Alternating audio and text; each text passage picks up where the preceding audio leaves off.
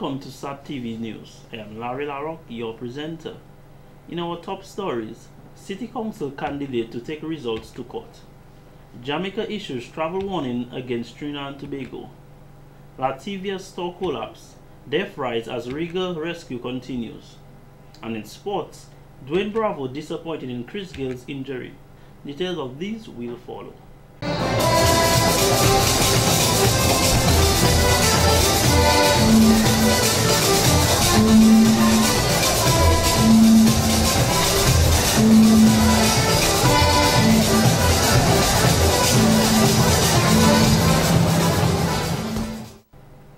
Welcome back.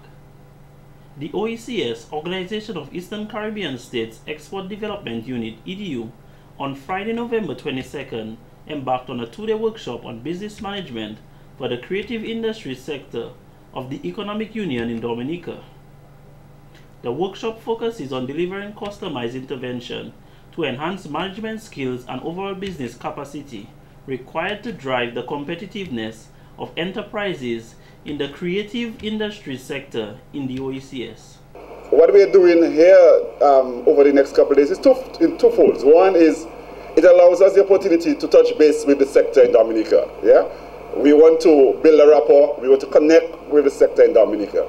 But it also allows us the opportunity as well to begin a process of working together, of developing collaborative actions, of seeing how we can strengthen the institutions, the organizations involved in the creative industry sector, of seeing how we can, in fact, raise the profile of the sector across the OECS, and in particular, insofar as the shaping of our national economies.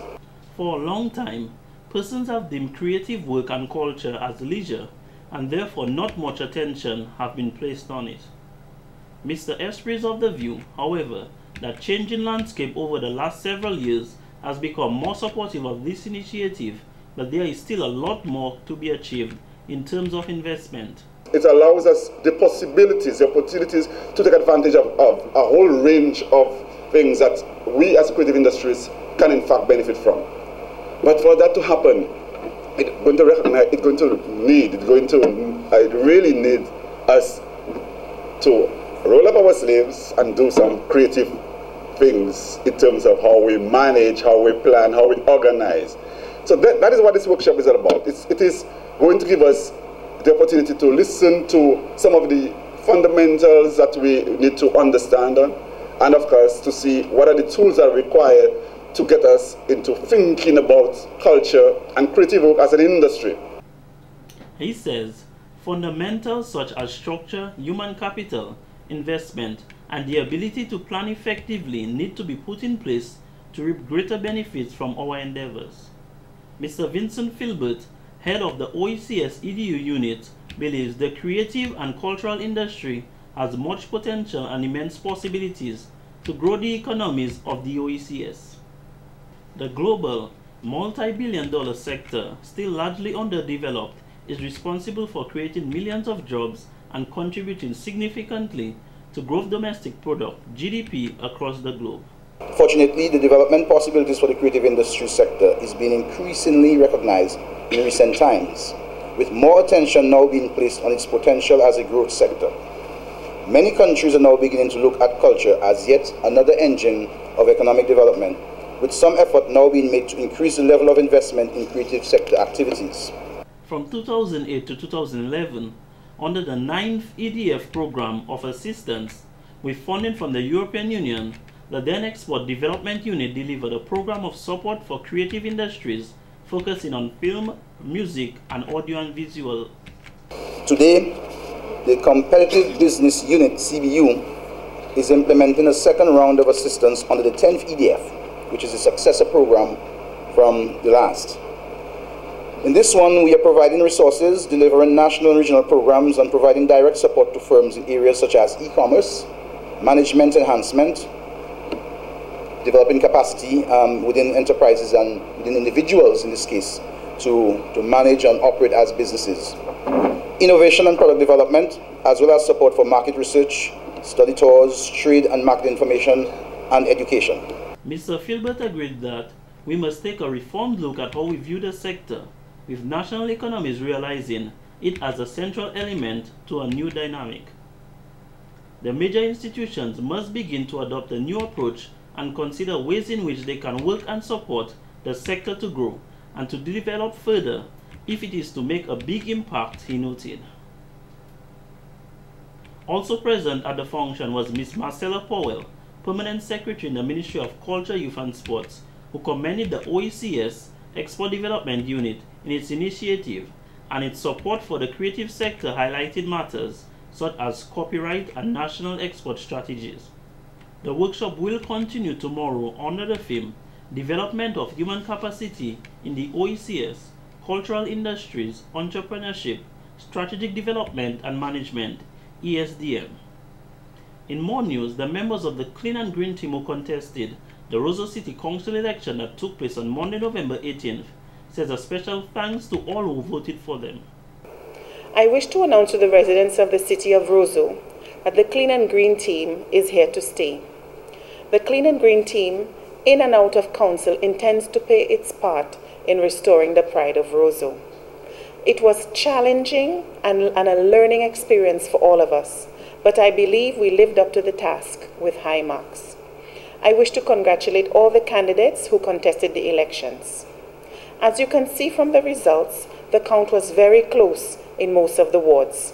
For this reason, and for the fact by contesting we have already contributed to raising the awareness in the city of Roseau. We are all winners. Ms. Privot contested Ward 2 noted the next step of the process is for the elected council members to meet and recommend 5 persons to be nominated by the Minister of Social Services, Community Development and Gender Affairs, Honorable Gloria Shillingford. Following which, at the inaugural meeting of the new council, the 13 councillors nominate and elect a chairman from among the councillors. The chairman so elected carries the title of mayor. I am still willing to serve as the mayor of the city, and should my fellow councillors choose to elect me, I would be honored and humble. Ms. Georgette Duravare of Stock Farm, a member of the Clean and Green team who contested Ward 4, along with Mr. Anwar Cadet, said it was an honor to contest the elections, as she said she did so in good faith in an attempt to act on behalf of the people. At present, the people of Ward 4, thanks for rising to the occasion and giving us that opportunity to step up and to be the force of change, not only in words but in action. To all our friends, wherever, via social network or those closest to us, your support was deeply appreciated. To the campaigning team, we learned so much during these past few weeks. Thanks for being our backbone. A special thanks was also sent to the media who aided in their journey. The Roseau City Council is made up of 13 members, 8 elected and 5 nominated by the government, who will serve a 3-year term. In other stories, the construction of the new building to relocate the Grotto Home for the Homeless, located in Belvirol, has been plagued by a constant lack of funding, resulting in continuous extensions in the date of completion. The project began in 2011, and to date, phase 1 of the project is only 75% completed. During a visit to the site by the President, His Excellency Charles Savre, on Friday, November 22nd, Mr. Parry Bellot, member of the Board of Directors of the Grotto Home, told SAT TV he is disappointed in the slow progress. One is always disappointed in slow progress, but we can understand. It's been a bit of a challenge, starting with even the terrain of the land. And it's only when you clear the land you've got that you realize what has to be done and so on. We got, in fact, a volunteer at the beginning, with a member of our construction committee, to donate the use of a caterpillar to do the initial grading work and so on. Very much appreciated. We're now trying to do some additional grading because we are finding that by pushing certain things before the grading is done properly, we are not, in fact, sticking to our goal of having everything more or less on a very flat environment, because a lot of our residents are very elderly and so on.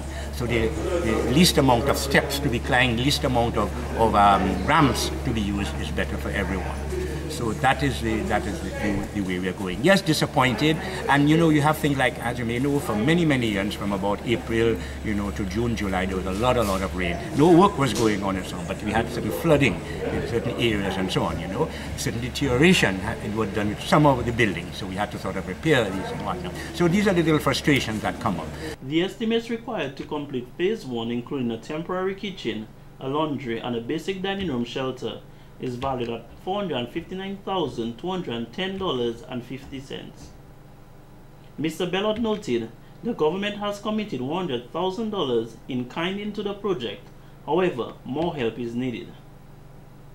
The current temporary premises of the Grotto Home, the Dominica Club, which is occupied by 42 vulnerable homeless residents, is prone to inclement weather, and residents need to be moved as soon as possible. And we're going to use, for instance, our basement here in one of the dormitories to have sort of emergency kitchen facilities. That being, we're hoping sort of within 6 months or so, we will be able to move the residents here and also accommodate some of what, you know, we call paros and so on in the town to come up here for regular feeding, and that might keep them away from town, certainly when the tourist ships are in and so on. So government is trying to facilitate that. As I say, we hope that can be completed in about 6 months. And after that, by that time, we'll have accumulated more funds that we can get into our more permanent facilities that will reflect, you know, really a nice environment for the residents. And we hope also, of course, we will be having our farming, the agricultural subplots that we hope will allow us to provide, to some extent, our vegetable requirements and even do some therapeutic occupation for some of the people who need to, you know, be involved in a little activity and so on. He's urging Dominicans to please make an extra effort to assist in any way they can to the cause, as it will be deeply appreciated. It is very important that we get this project moving and completed, he highlighted. The total cost of the project is estimated at $2.4 million. Although a date of completion has not been set, President Sarver issued a challenge to see the residents' new site as soon as his annual President's Christmas visit in 2014.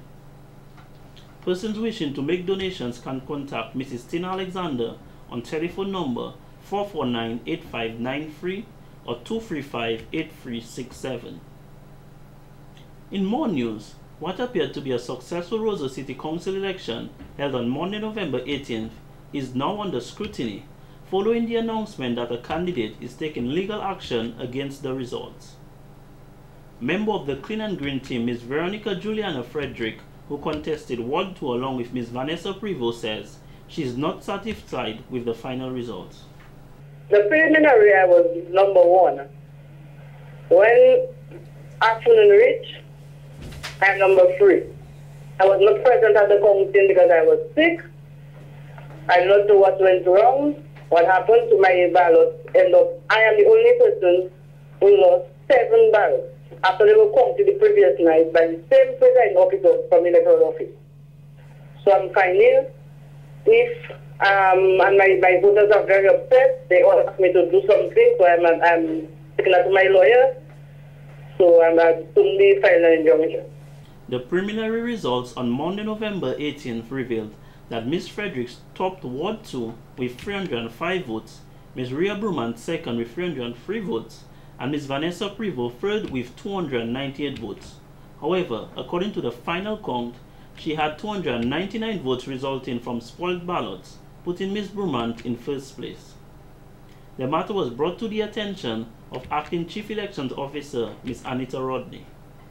I spoke to her the very same day. As a matter of fact, I was even apologizing to her and telling her if I'm being oppressed because I called her several times. So she said me the only thing I can do is to file an injunction. And she said me, I've got 2 weeks to do that, so I'm going ahead. Ms. Frederick was expected to meet with her attorney, Wayne Noddy, on the afternoon of Friday, November 22nd, where they would discuss how soon an injunction can be filed in the matter. Everybody had me as counsel.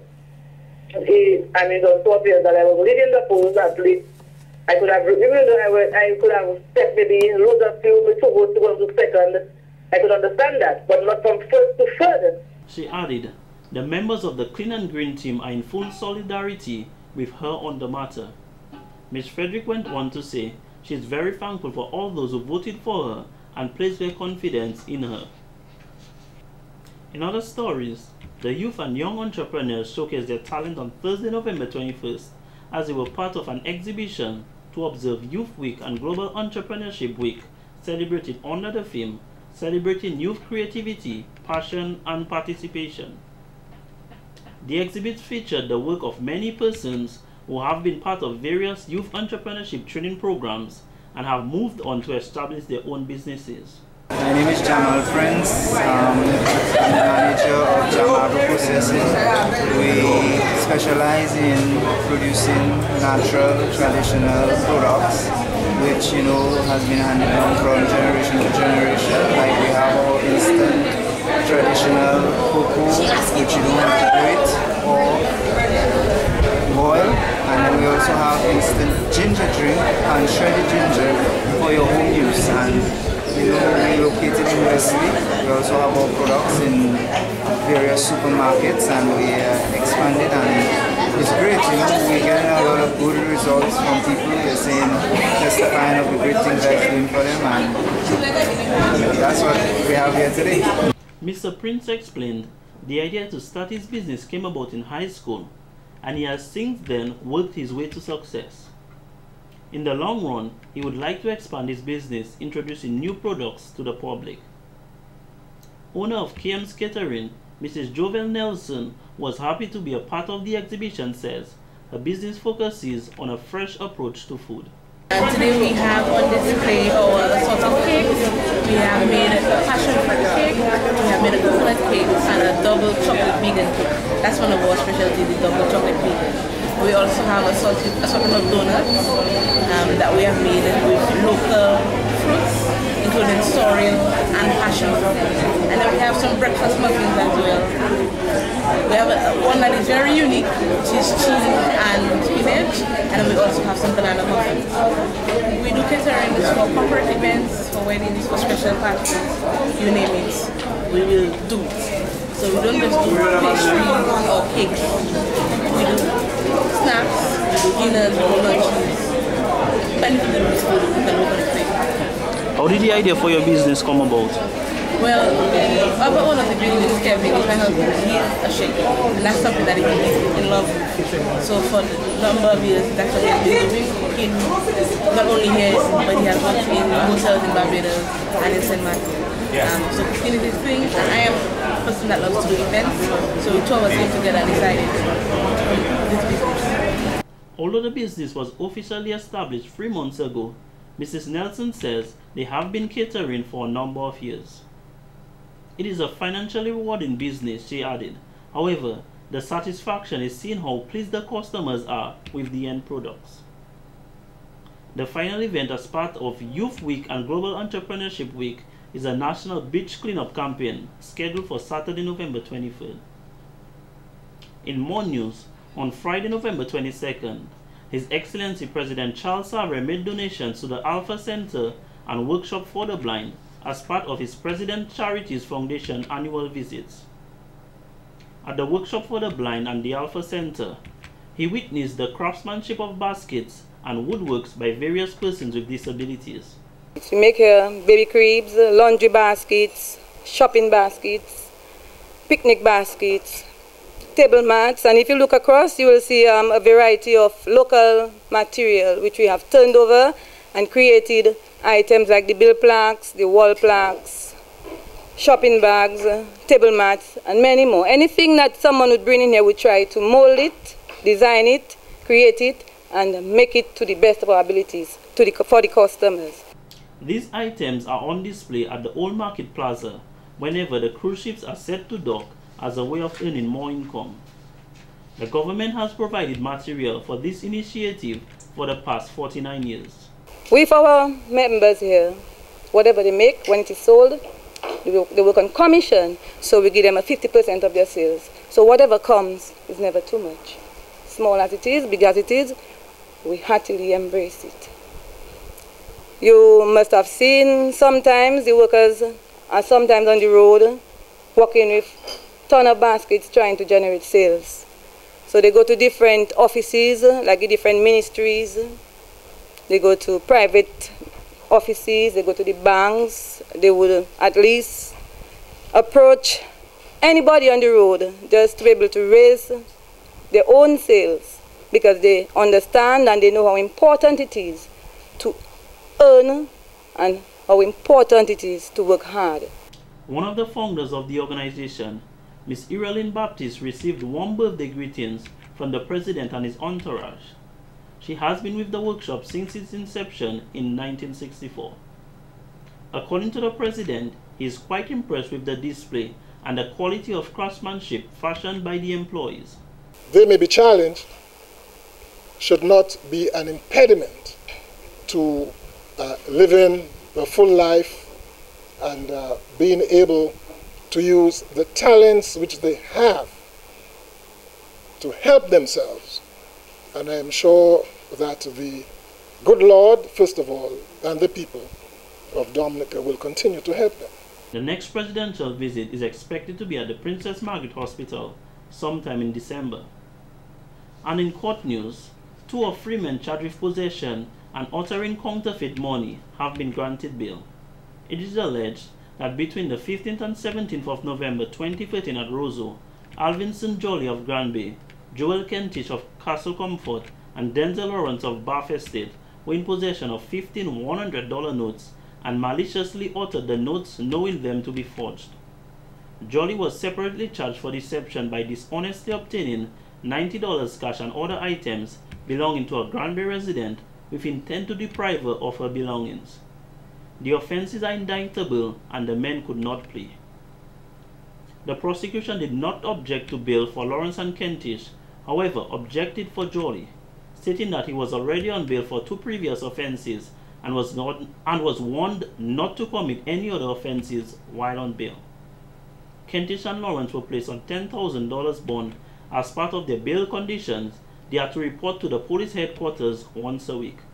The men were warned that their bail would be revoked should they be arrested for any other offense while on bail. Bail was denied for Jolly and is now remanded at the Stock Farm State Prison. The preliminary inquiry is set for 14th August 2014. Magistrate Candia George presided over the matter. In more court news, repeat offender James Clinton Austria of Kenfield did not receive a fine as he hoped for, but instead was sentenced to 6 months in prison for theft.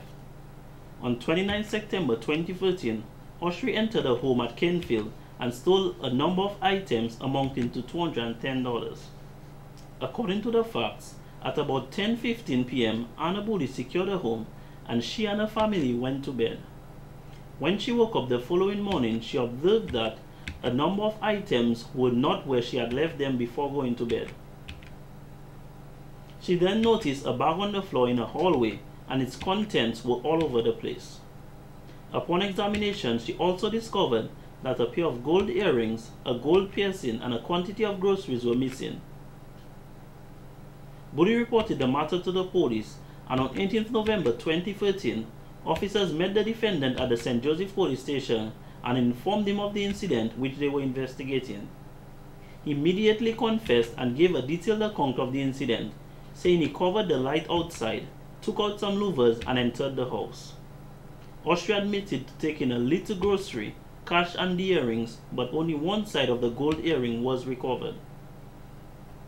During his plea in mitigation, Austria told Magistrate Candia George that he is sorry for his actions and asked with due respect to be given a fine. However, Magistrate George was not minded to impose a fine and informed Austria that she could not overlook his long list of convictions. It means that you are not learning and the public needs to be protected from you, she said before handing down the 6-month sentence. This has been the local segment of the news. Coming up next, regional highlights.